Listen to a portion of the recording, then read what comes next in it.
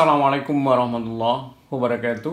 Kita lanjutkan pembahasan tentang asam karboksilat. Sini yang kita bahas itu adalah pengaruh struktur pada kekuatan asam. Pengaruh struktur pada kekuatan asam.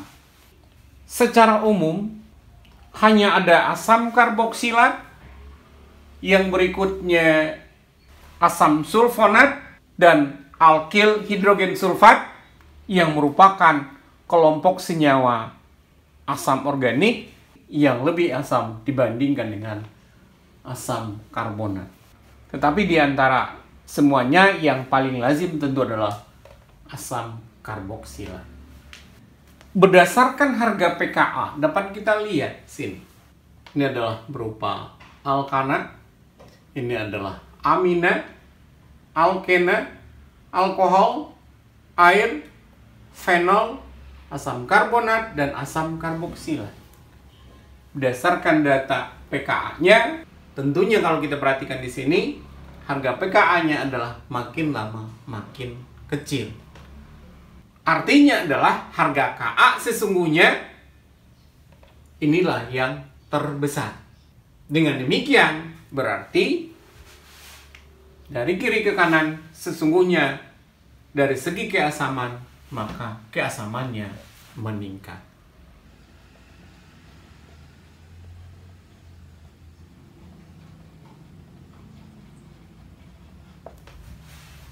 Kekuatan asam itu adalah sebenarnya istilah yang menjelaskan sejauh mana H plusnya itu terbentuk.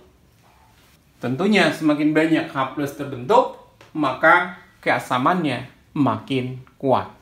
Walaupun kita sampaikan tadi bahwa asam karboksilat adalah asam yang terkuat di antara semua yang ada di sini, tetapi sebenarnya juga asam karboksilat itu juga sesungguhnya termasuk pada asam lemah.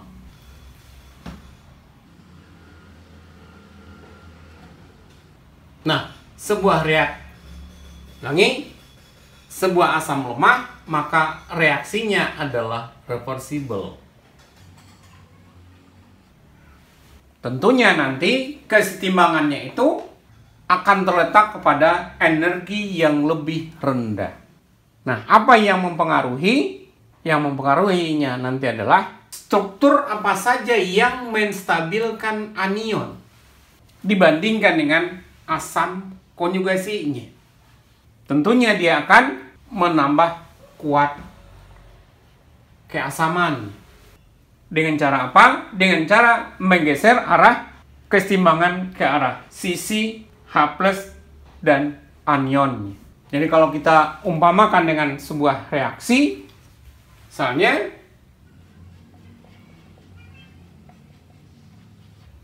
seperti disampaikan tadi bahwa ini reaksinya adalah reversible, hasilnya adalah H3O plus ditambah dengan amin. Faktor apa yang mempengaruhi? Yang mempengaruhi adalah bagaimana agar anionnya itu memiliki energi yang lebih rendah. Kalau dia memiliki energi yang lebih rendah, artinya juga adalah bahwa anionnya akan lebih stabil. Jadi nanti yang akan kita lihat itu adalah manakah anionnya yang lebih stabil. Otomatis kalau anionnya lebih stabil, maka H3O plus atau H plusnya itu juga akan lebih banyak dihasilkan. Dengan demikian, maka dia juga akan lebih asam. Faktor apa saja yang mempengaruhi kestabilan anion?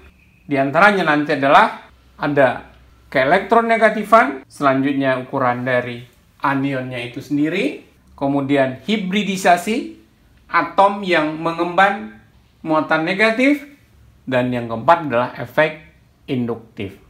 Yang kelima adalah stabilisasi dari anion, dan yang terakhir nanti adalah solvasi dari anionnya. Nah, ini kita akan bahas satu persatu. Faktor pertama yang mempengaruhi keasaman adalah keelektronegatifan. Kita tahu bahwa unsur yang lebih elektronegatif dalam ini adalah F lebih elektronegatif dibanding O, lebih elektronegatif dibanding N, dan lebih elektronegatif dibandingkan dengan C. Tentunya unsur yang lebih elektronegatif itu akan mengikat elektron ikatannya dengan kuat dibandingkan dengan yang kurang elektronegatif. Dan dengan demikian, maka ketika dia berikatan dengan H, maka elektron ikatannya itu akan lebih dekat ke arah yang unsur yang lebih elektronegatif. Jadi kalau kita perhatikan di sini, ini keelektronegatifannya ya meningkat.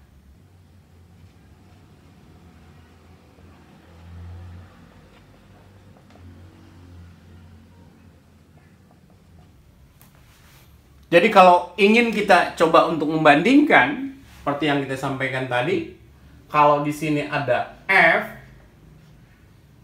H, misalnya, kemudian ada O, H, kemudian ada N, H, dan C, H. Maka seperti yang kita sampaikan tadi bahwa elektron ikatannya itu lebih ke arah yang lebih elektronegatif. Dengan cara seperti itu, kita coba untuk membandingkan, berarti elektronnya akan di sini untuk FH. Kalau O agak lebih kira-kira begitu.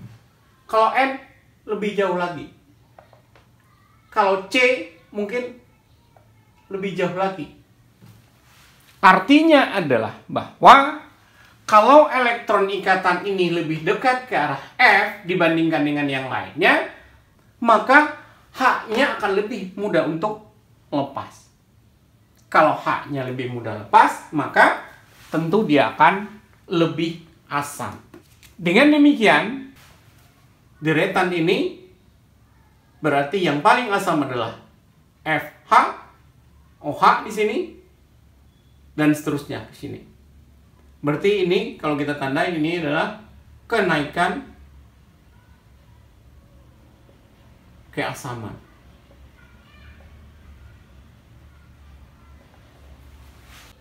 Bagaimana hubungannya dengan anionnya?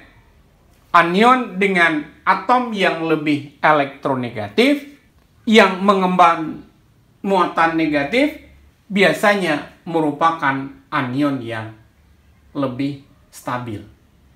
Berarti kalau bicara tentang stabilan, tentunya F- itu lebih stabil dibandingkan dengan O-, dibandingkan dengan N-, dibandingkan dengan C-. Karena seperti yang kita sampaikan tadi bahwa anion dengan atom yang lebih elektronegatif, yang mengemban muatan ion negatif, biasanya juga merupakan anion yang lebih stabil. Jadi dengan lepasnya H, tentu dia akan jadi F-. Lepasnya H di sini menjadi RO- dan seterusnya. Selanjutnya kalau bicara tentang kebasaan, manakah yang lebih asam di antara yang berikut ini setelah mereka kehilangan H-nya? Seperti kita tahu, tentunya kekuatan basa itu akan berbanding terbalik. Berarti dengan demikian, kekuatan basanya dari kanan ke kiri justru terjadi kenaikan kekuatan basa.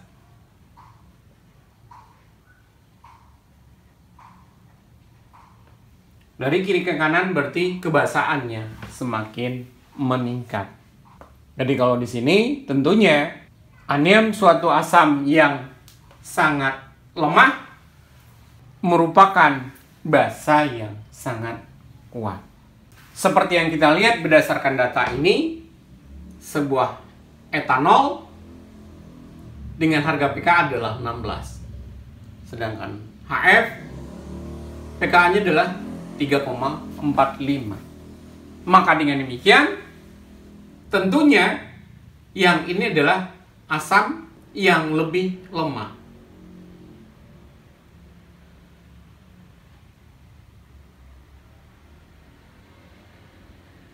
Sedangkan HF merupakan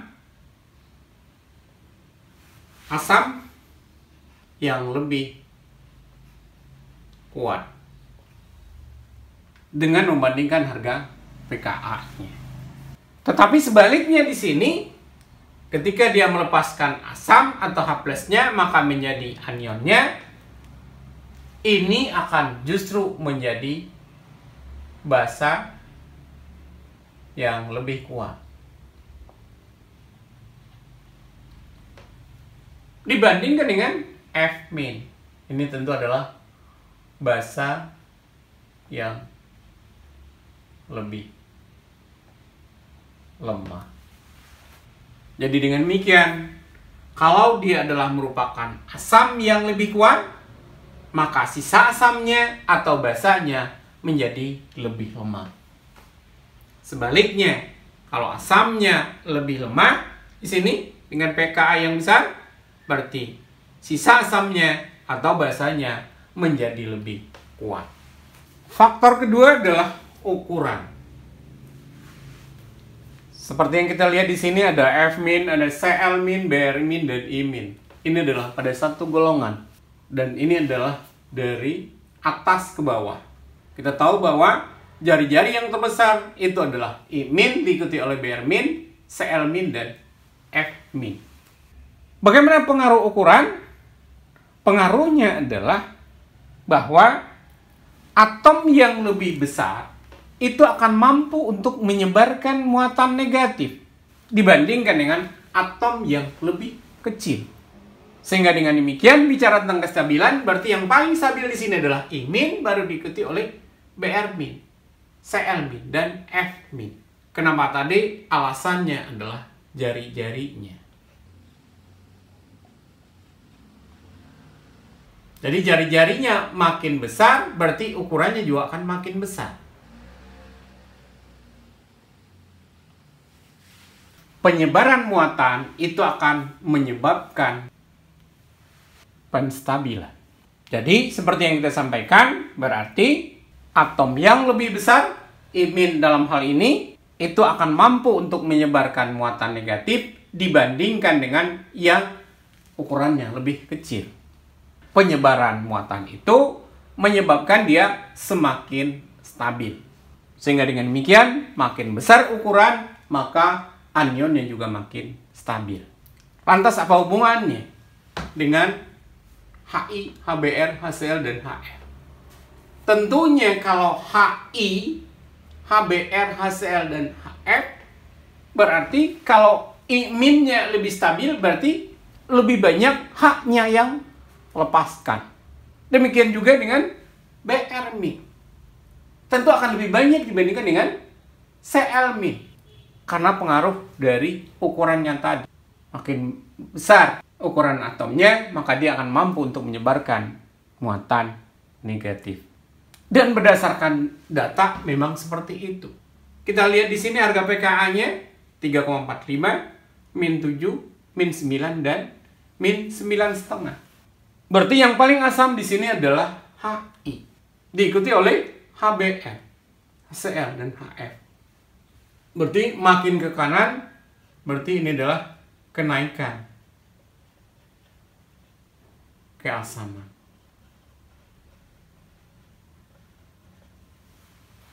Kita coba untuk memperlihatkan, membandingkan misalnya pKa dari HCl dan HBr, karena angka-angkanya bulat. Lebih mudah untuk dibandingkan. Apa artinya pKa sama dengan -7? Berarti harga Ka-nya sama dengan 10 pangkat 7. Ini kalau yang tadi pKa-nya adalah -7.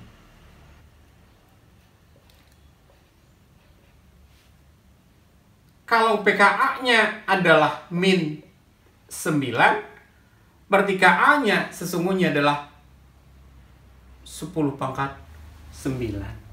Kita bisa bandingkan manakah yang lebih besar, 10 pangkat 7 dibandingkan dengan 10 pangkat 9. Yang ketiga adalah hibridisasi. Kita tahu bahwa untuk alkuna hibridisasinya adalah sp. Sementara alkena adalah sp2. Ini adalah sp3. Ditinjau dari persentase dari orbitalnya, persen S-nya adalah, tentu kalau yang ini 50%. Sedangkan alkena 33,3%. Sedangkan sp3 berarti 25%. Dapat kita lihat di sini bahwa yang paling besar karakter S-nya itu adalah alkuna. Dengan bertambahnya atau karakter S yang lebih besar pada alkuna, maka juga akan mengakibatkan karbonnya itu akan lebih elektronegatif. Dengan demikian akan bertambah polar juga antara C dan H. Dengan demikian, maka kekuatan asam juga akan meningkat.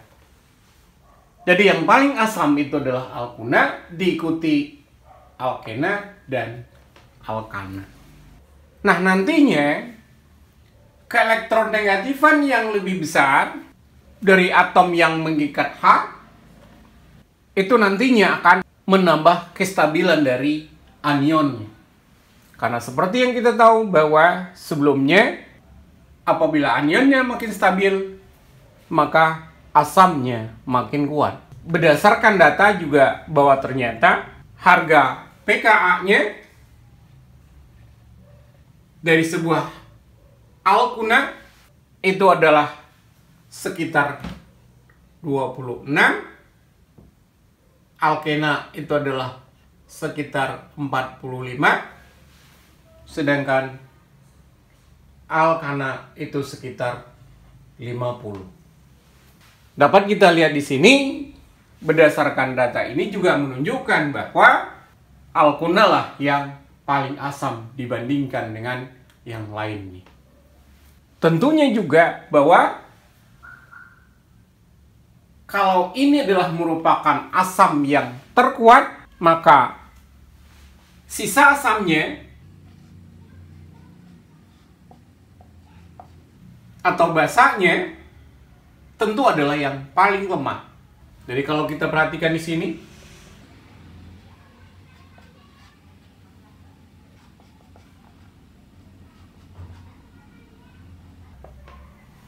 maka kebasaan, kita tulis dulu kebasaan,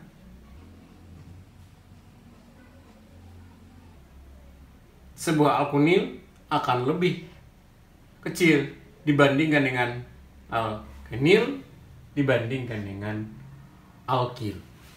Sedangkan kalau kita bicara tadi keasaman,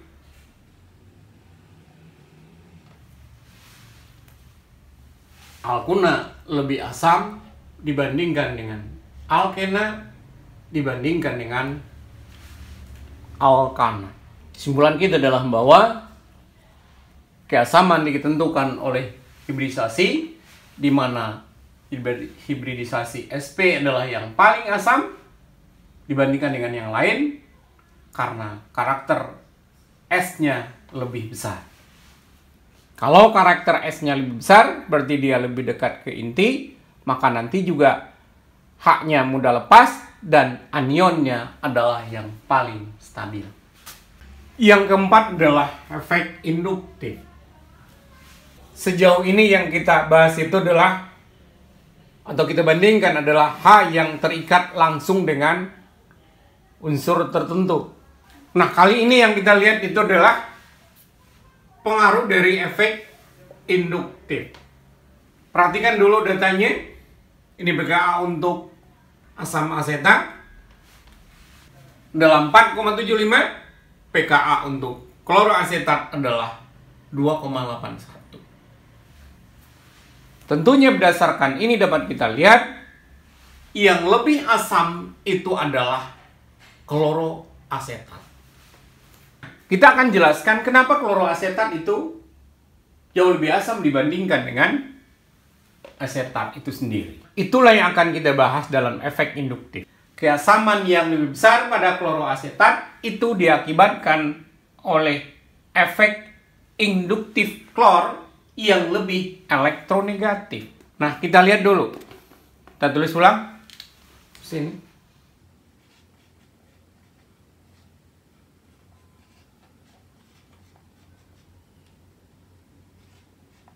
Dalam kloroasetat yang tidak terionkan, Cl yang merupakan unsur yang lebih elektronegatif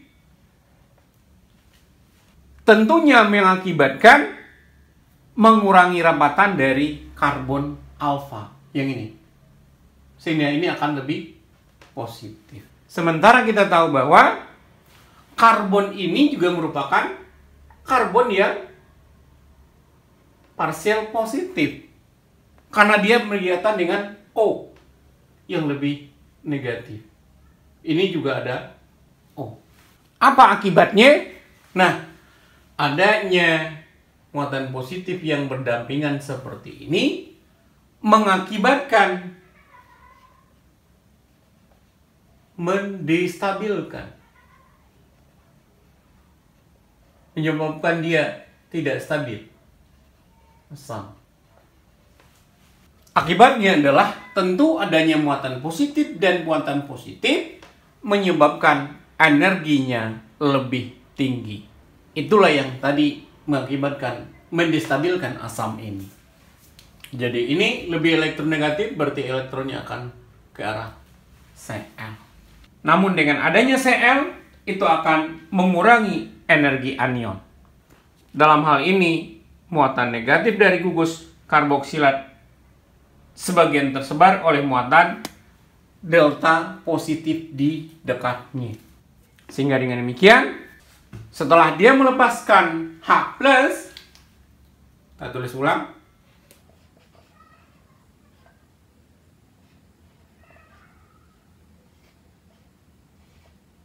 Seperti ini, maka ini akan menjadi negatif. Tadi di ini masih mengikat Cl, ya. Nah, distribusi elektronnya ke sini, akibatnya tadi efek yang tadi yang disebut dengan efek induktif. Ini tentu akan lebih parsial positif, ini parsial negatif. Nah, ini muatan negatif. Jadi dengan demikian, maka muatan parsial positif dan parsial negatif yang berdekatan seperti ini menyebabkan kestabilan dari anion ini.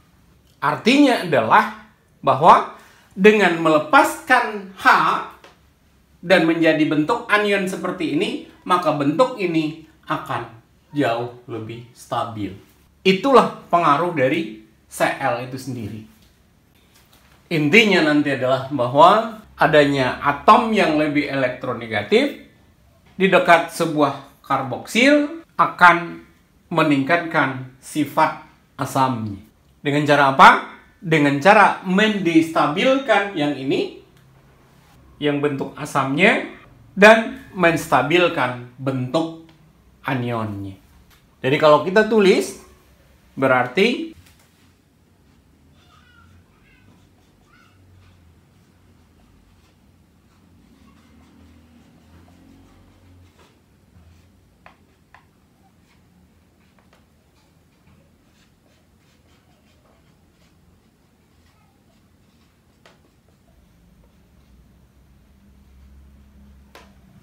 H3O+.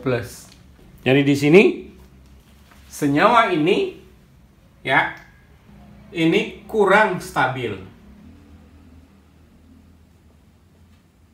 dibandingkan asam asetat.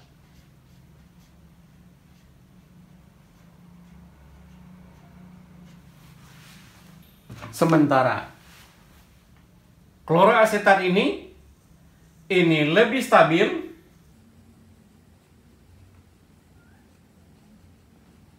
dibanding ion asetat. Jadi jelaslah bahwa kloroasetat itu akan lebih asam dibandingkan dengan asam asetat. Ini adalah urutan daya menarik elektron, di mana dari kiri ke kanan adalah makin kuat.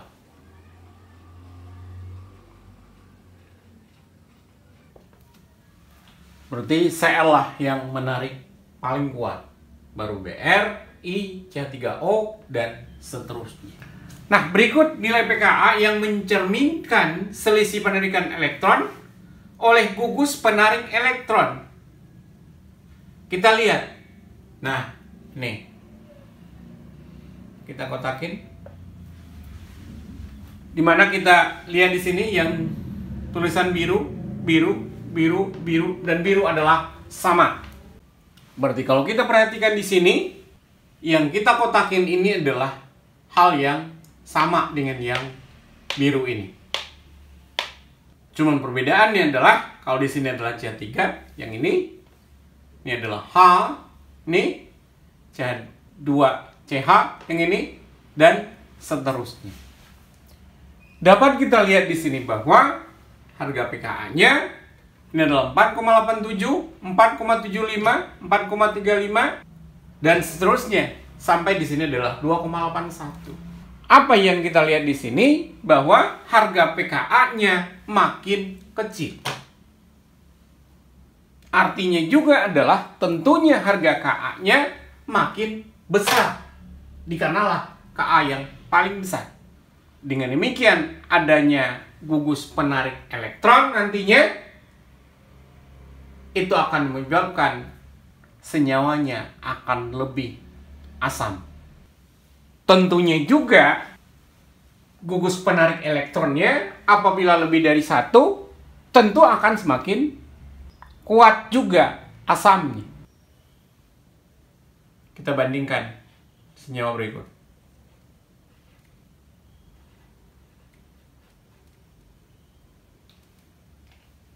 Yang ini Cl-nya 1.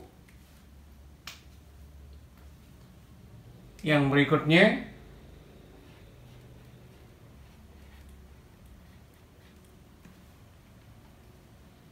PCl-nya sudah 2 seperti ini.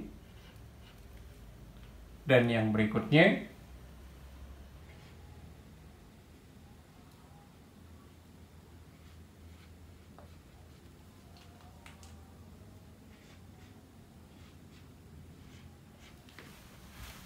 berdasarkan pKa-nya, ini pKa-nya adalah tentunya adalah 2,81 sama dengan yang itu.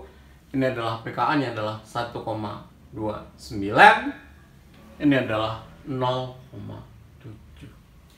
Dapat kita lihat di sini bahwa semakin banyak gugus menarik elektronnya, maka efek induktifnya juga akan semakin besar. Terbukti di sini bahwa ini pKa-nya jauh lebih kecil dibandingkan dengan yang kloroasetat tadi. Dengan demikian, trikloroasetat itu jauh lebih asam dibandingkan dengan kloroasetat. Sekarang kita lihat yang berikut. C-nya sama-sama 4 semuanya. Nah, ini ada gugus Cl, ini hanya H saja, ini dari Cl ada Cl. Tapi posisi Cl-nya atau gugus penarik elektronnya berbeda-beda. Ini adalah yang paling dekat dengan karboksil, ini lebih jauh lagi, ini yang paling jauh gugus penarik elektronnya, Cl dalam hal ini. Kalau ini hanya ada H saja. Berdasarkan harga pKa dapat kita lihat bahwa yang paling asam adalah yang kanan. Jadi kalau kita tinjau dari segi keasaman, berarti yang ini adalah yang paling asam, diikuti dengan yang ini yang kedua, dan ini yang ketiga. Ini yang terakhir. Apa yang kita bisa lihat di sini? Bahwa kalaupun ada gugus penarik elektron, tetapi di sini gugus penarik elektronnya makin lama makin jauh dari gugus karboksilnya. Akibatnya adalah pengaruh efek induktifnya akan semakin kecil.